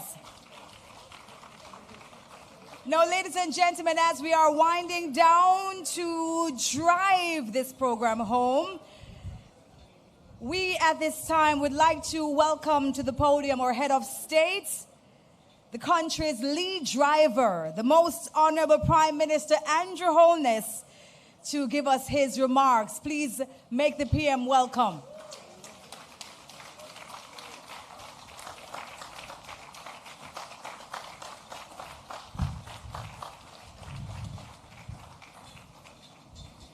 Good morning, everyone. Good morning. Under normal circumstances, a Prime Minister would not find it convenient to launch buses. But these are not normal circumstances. I start that way because it is important to place today in context. It is important to help to guide the public narrative about Jamaica and where we are in our development trajectory. And I will give you some experiences. Somewhere around 2015, 2016, early 2016, 2015, at that time I was leader of the opposition. And the issues of public transportation were forefront in the minds of the public, and I decided to conduct a tour of the JUTC. Specifically, I visited the Halfway Tree Transportation Center. I was met then by the head of the JUTC, Colin Campbell, at the time, and we had a very good conversation about the challenges of the JUTC, the lack of buses, the need for maintenance. And I got a very good insight into the challenges faced by the JUTC and public transportation generally. Now, these challenges have faced us cross-administration. They didn't emerge in 2015 alone, or 2007, or even before. These challenges have always been with us. And while the conversation settled on the need to import new buses, to buy new buses, I left there with a greater understanding of the fundamental issue. Because the same understanding would apply to the lack of garbage trucks to collect our garbage. It would apply to the conditions of many of our schools. It could apply to the condition of our roads. It would apply to the conditions of our hospitals.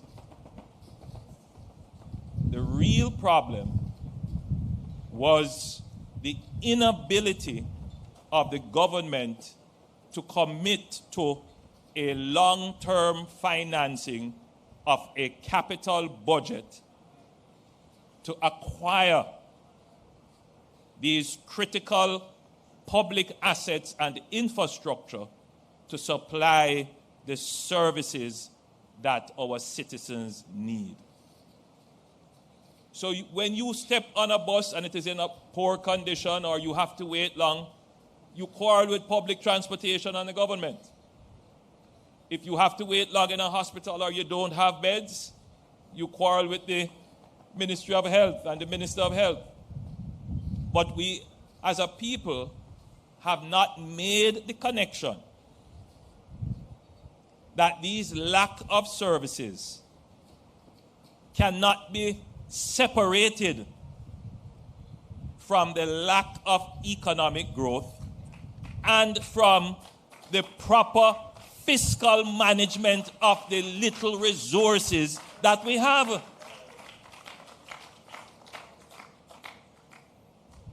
Minister Clark made a comment which I will adopt and further explore.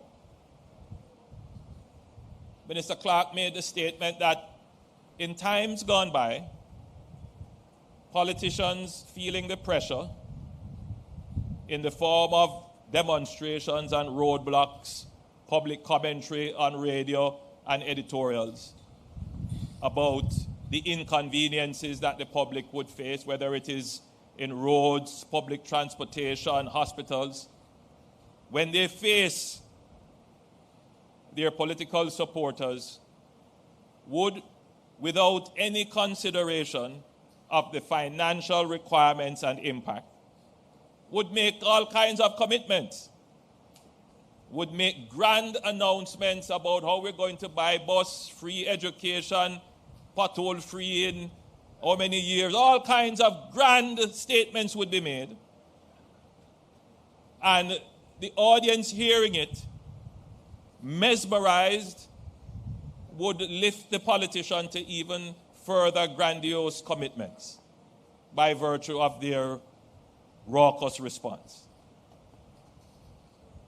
But when that politician, having made the commitment, goes back to his cabinet, first he has to face his other ministers, who themselves want road, water, agriculture, health, education, national security, all of them looking at him and say, how you gonna make promise? And then the Minister of Finance has to sit there and say, I don't know how I'm going to fulfill all of these requirements. And when, as politicians, we go out and we face our constituents and we face the man in the street telling us all the problems, and we are all soft-hearted and we have to show how much we care, we say, yes, man, we're going to do it. And when they huddle as a cabinet and the pressure reach them, they say, well, fiscal responsibility, through the window. Processes and systems, through the window. Wherever it must come from, we'll get it. Run with it.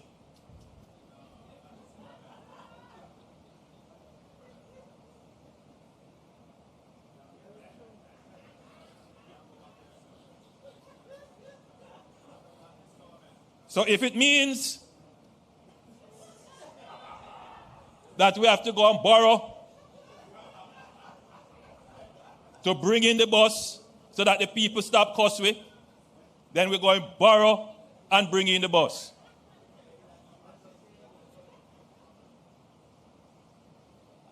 I'm being obviously,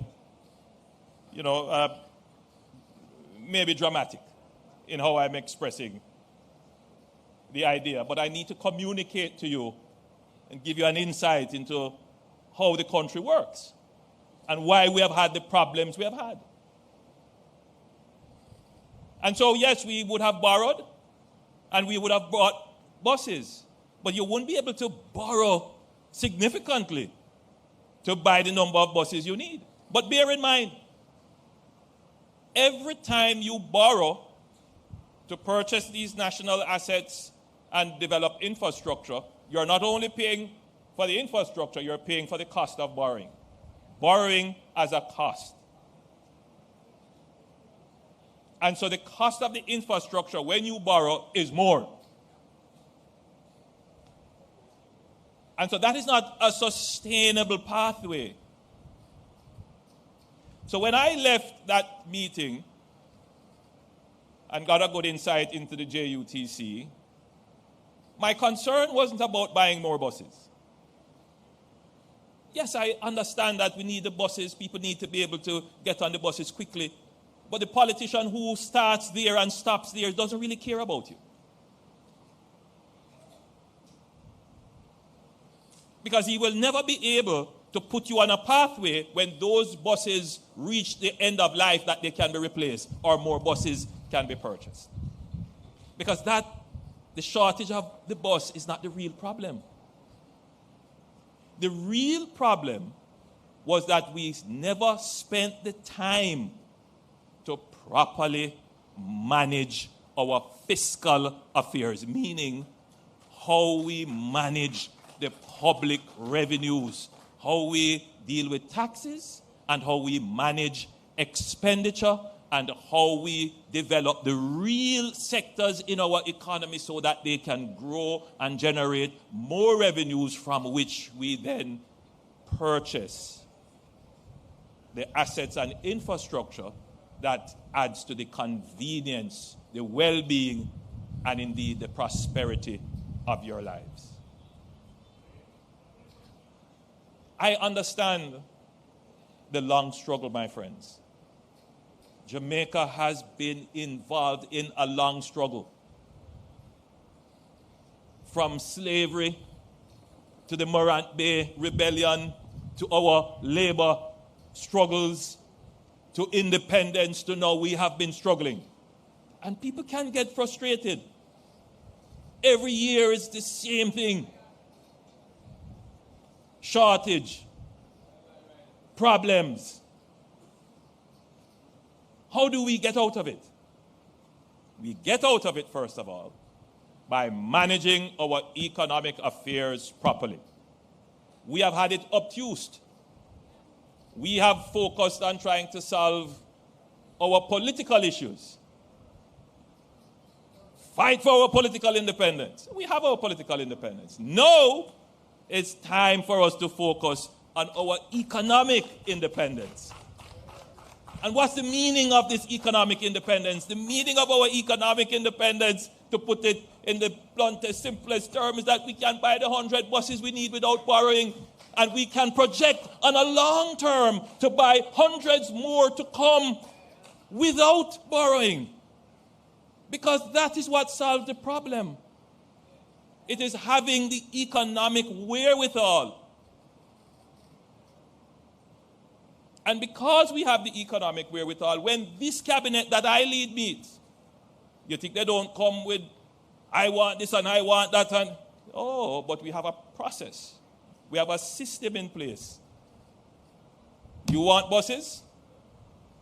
First of all, you have to go through a public investment process. Why is the bus more important than the school? So we know how to order our priorities. It may be that we need schools first and then buses. But at least there is an open and transparent process. And okay, let's say we decide that we're going to do the buses.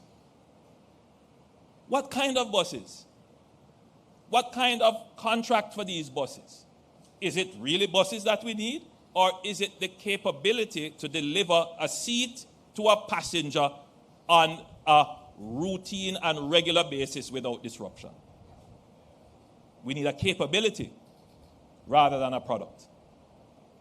And so to get that capability, we don't only buy the buses, we must buy parts and service. But more than that, we must look for some technology transfer. We must have the technicians here who are able to service those buses.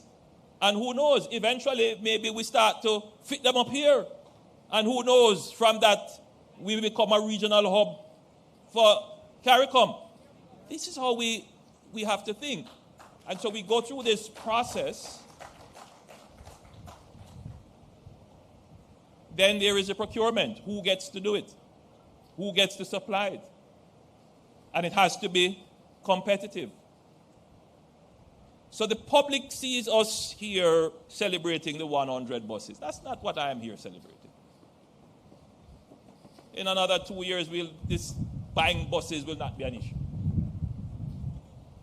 What I'm here celebrating is that the government has solved, I use the word solve let me be careful. The government has reached a far way in solving the fiscal issues which have constrained us in dealing with the fundamental needs that improve your welfare and well-being. There are still many threats to it. We are a small, open economy. All kinds of exogenous shocks can take place, meaning shocks coming from outside, out of nowhere that we didn't see, like hurricanes, issues to do with climate change, commodity price changes, interest rates overseas. All kinds of issues can have an impact on our economy. But what we have done as a government, which is unassailable, which no other government has done, is to build a resilient government, a resilient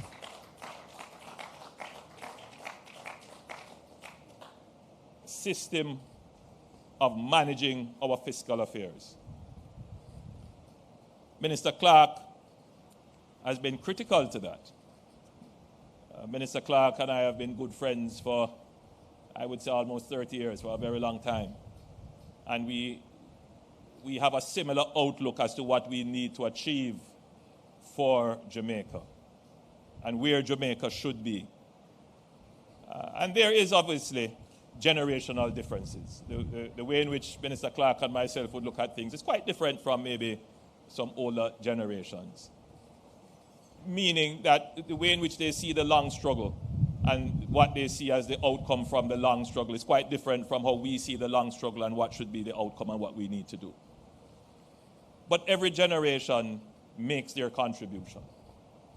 And our generation, my generation, the post-independence generation, must make the contribution to settling Jamaica's economic independence.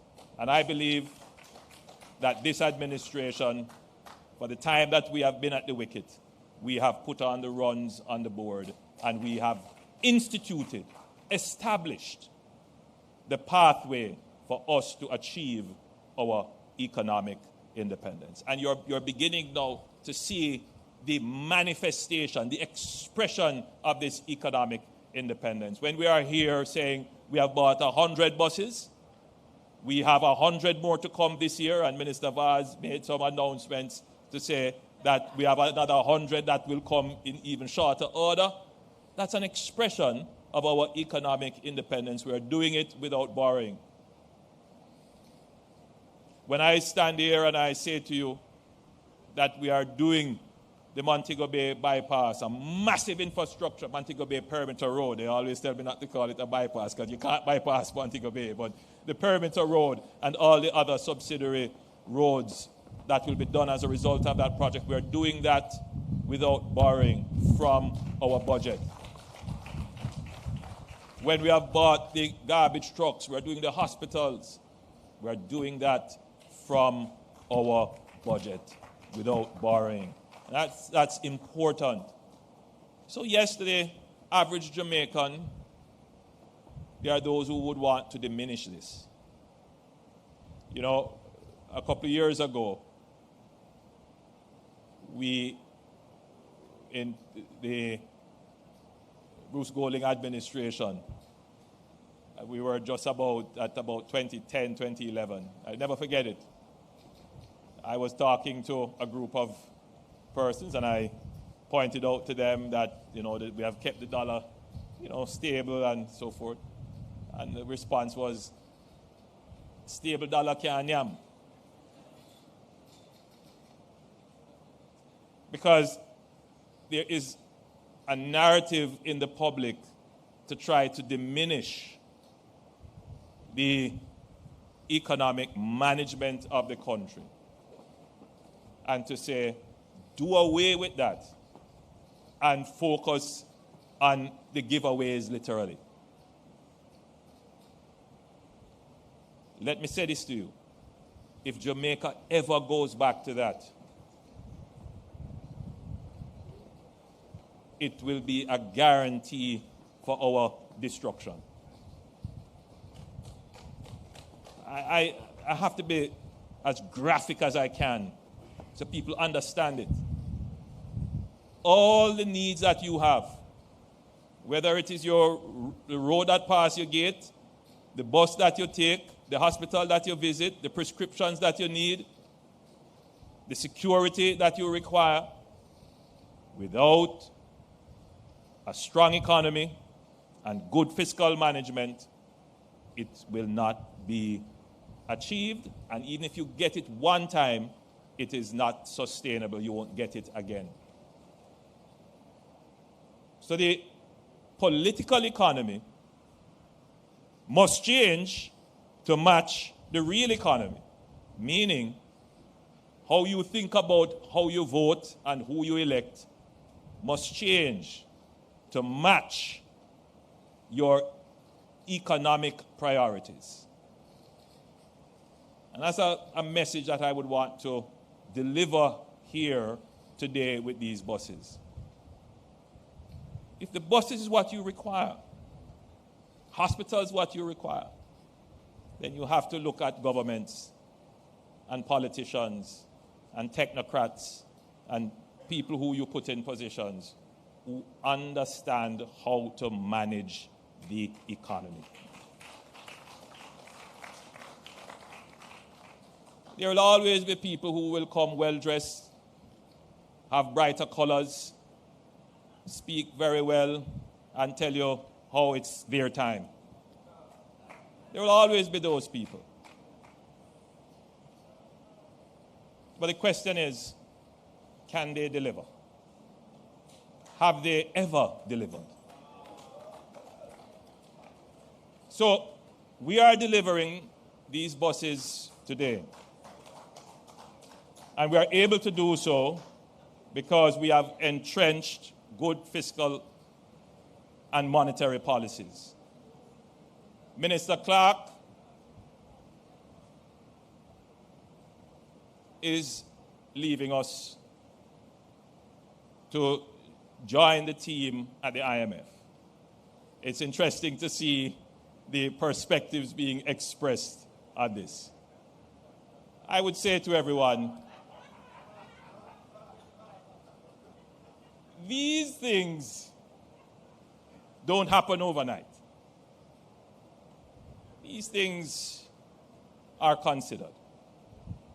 And we have to think about all combination and permutations of outcomes and ensure that the country's best interest is served and that the country remains stable and continue on its pathway and trajectory for growth. Dr. Clark's appointment to the IMF can only be seen as affirmation, as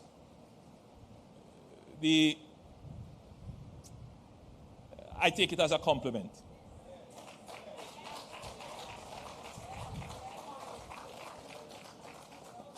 That the path that Jamaica has followed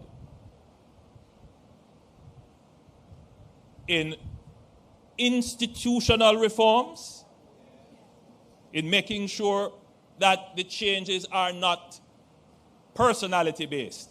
Because I can hear it in the conversation, Lord, what's going to happen if Nigel not there? Minister Clark and myself have worked very hard to ensure that nothing that we do is personality-based. It's institution-based. It's creating rules, principles, policies, legislation, and above all, a culture. Because that's the only way that you can entrench legacy. Your work lives on after you by the institutions that you create. So I am not concerned. I am happy that one of my cabinet members, which validates our efforts, can be tapped for such a high position. If ever there was an endorsement of a government's policy, that is it.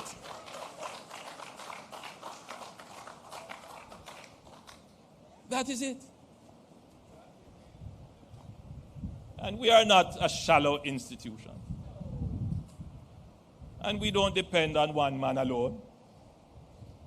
We have a diverse leadership pool, a deep leadership pool. But more than that, every political organization must be able to attract new talent. When I tapped Minister Clark a couple of years ago, long time, and we sat down and we were talking about what we should be doing for the country, Minister Clark wasn't in the political arena. I brought him in.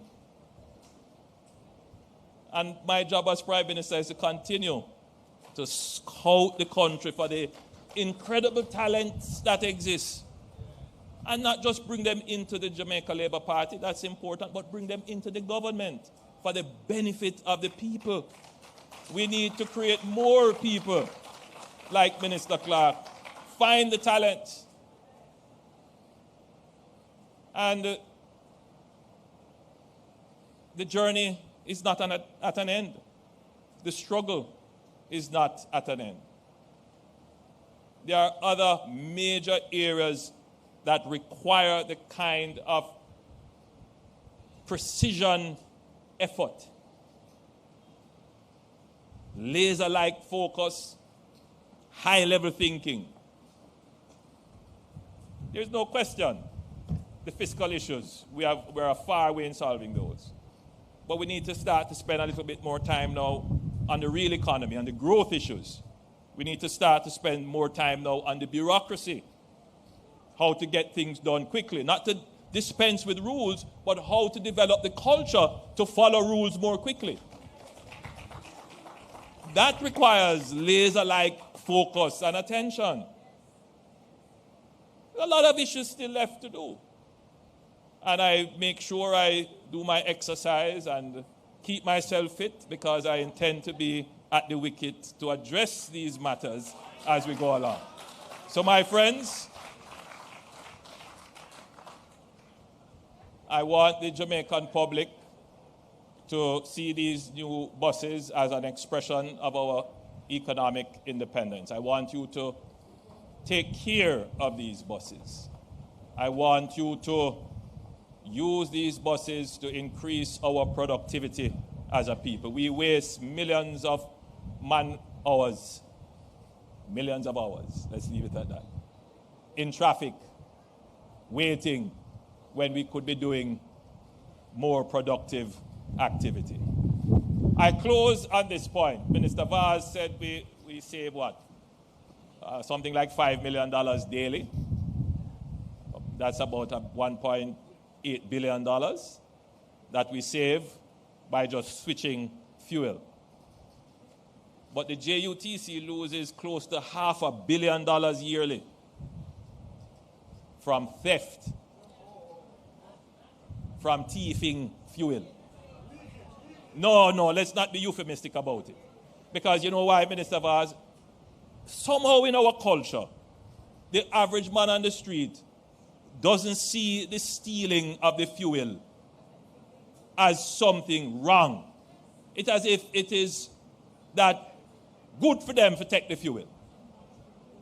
Not recognizing that every gallon of fuel that is stolen, you have to pay for it in taxes or be denied the improvement in service.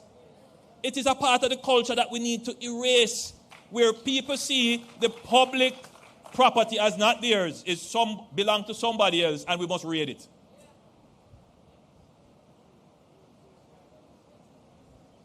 Not recognizing that you're stealing from yourself, my friend. And that is why it is not just the change in the fuel, but we also have to change the way in which we collect the fares. I'm not trying to deny nobody them food, you know. But the essence of our political philosophy is by the sweat of your brow you shall eat bread.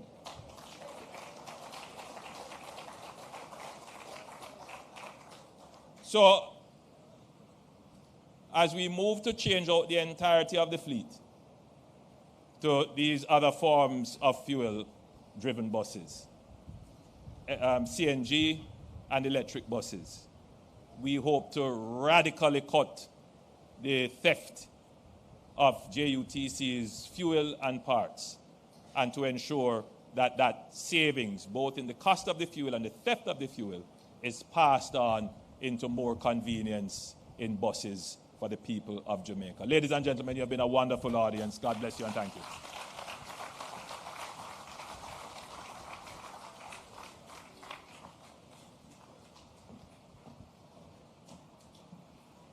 Ladies and gentlemen, please put your hands together once more for our most honorable Prime Minister, Andrew Holness. Thank you so much, sir, for your presentation and for reinforcing that today would not be possible without the growth and responsible management of our resources. Promise made, promise kept with our money. And now we can move forward in a smart, secure, and affordable way. So, ladies and gentlemen, we did promise to get you out of here at 12. We're just a few minutes beyond 12 o'clock. And as we come to the close of this significant handover ceremony, we'd like to extend on behalf of the Planning Committee and the Ministry heartfelt gratitude to all those who have contributed to making this event a resounding success. Again, we'd like to say thanks to Mr. Hadid. We'd like to say thanks to MP Phillips and Mr. Wang for their inspiring words and invaluable insights. Additionally, we'd like to say thanks to our government ministers and representatives, the Honorable Ministers Dr. Nigel Clark, Minister Darrell Vaz, and also, of course, the Most Honorable Prime Minister Andrew Holness for being here with us this morning. Your presence has added immense value to today's proceedings, and your contributions are deeply appreciated.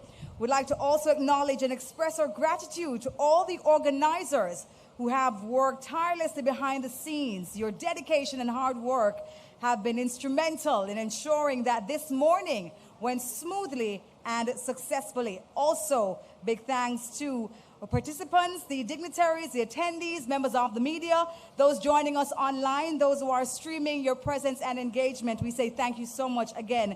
Your support and participation has enriched this event. As we conclude, let's carry forward the spirit of hope and commitment that has categorized today's event. May we continue to work together to take advantage of and celebrate the efforts like these as we work alongside our government to build a better Jamaica with smart transportation, advancing Jamaica. My name is Deborah Bissoon. It has been my pleasure being your host for today's proceedings. Thank you. Have a safe journey home.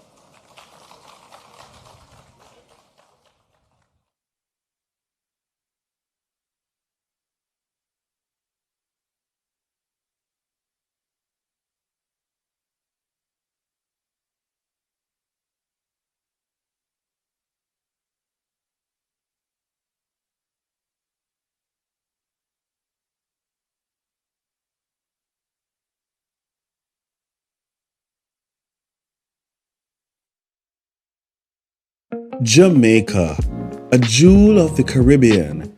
Our 1,022 kilometers coastline is adorned with harbors, bays, pristine beaches, mangrove swamps, and coral reefs. The name Jamaica, derived from the Taino word Jamaica, means land of wood and water. How fitting for a paradise where beauty flows from lush mountains through crystal clear rivers to turquoise seas. Our marine space is 24 times our land area, and we boast an array of endemic species, truly nature's masterpiece. Beautiful, isn't it?